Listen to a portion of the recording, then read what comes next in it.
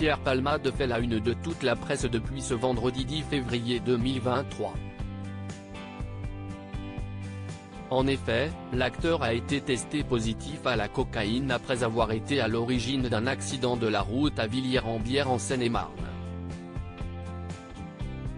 Si son pronostic vital n'est plus engagé, le conducteur et son fils de 6 ans qui se trouvaient dans la voiture qui a été percutée de manière presque frontale, sont dans le coma. La femme enceinte de près de 7 mois, qui était également dans ce même véhicule, a malheureusement perdu son enfant. Pierre Palmade, désormais conscient, a pris la parole auprès d'un proche, lui affirmant alors ne plus se souvenir des circonstances de l'accident.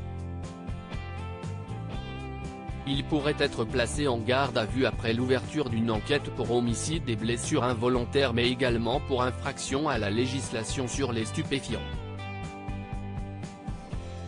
Agathe Auproux tranchante alors que de nombreux médias reviennent sur les soucis d'addiction que Pierre Palmade a pu rencontrer tout le long de sa vie, Agathe Auproux elle est catégorique. C'est via sa story Instagram qu'elle a bien voulu donner son avis sur cette affaire, répondant à la question d'un internaute.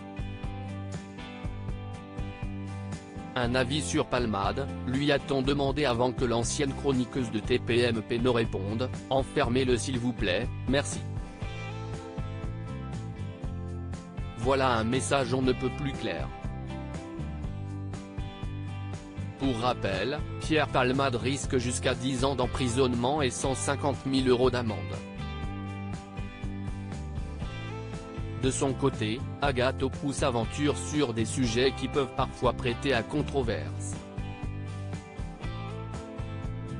Elle n'hésite pas à donner son avis, n'en déplaise à ses détracteurs.